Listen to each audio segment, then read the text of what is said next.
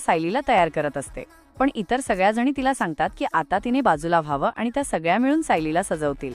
कल्पनाला सुरुवातीला जरा अवघड वाटतं, पण नंतर ती आनंदाने मान्य करते आणि उरलेली कामं पाहायला निघते. मात्र सायलीचा लूक इतका सुंदर झालेला असतो की कल्पनाला तिथून जायचं मनच होत नाही. आपल्या सुनेचं सौंदर्य पाहून तिच्या चेहऱ्यावर अभिमान आणि प्रेम दोन्ही स्पष्टपणे दिसतं. भाग 2. सखी आणि सायलीचा संवाद. सायलीला सखी आणि भूमी खूप प्रेमाने सजवत असतात. दागिने, साडी, केसांची रचना सगळं अगदी परफेक्ट करत असतात. सखी सायलीचं कौतुक करत म्हणते की तुझं सौंदर्य खूप नितळ आहे. त्यावर सायली सखीचंही कौतुक करते आणि म्हणते की सखी सुद्धा खूप सुंदर दिसते. मात्र याच क्षणी सखीचं मन थोडं भरून येतं. ती सायलीला सांगते की तिचं नशीब खूप चांगलं आहे, कारण तिला प्रेमळ नवरा, चांगली सासू सासरे आणि सुंदर कुटुंब मिळालं आहे. पण स्वतःच्या नशिबात तसं काही नाही.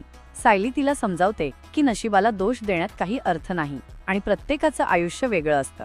आज जरी वाईट वेळ असली तरी हळूहळू सगळं नीट होईल, असं ती तिला धीर देते. भाग 3.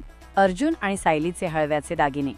सायली तयार झाल्यानंतर आता अर्जुनची तयारी सुरू होते. अर्जुन रूममध्ये येतो आणि सायलीला पाहून थक्क होतो.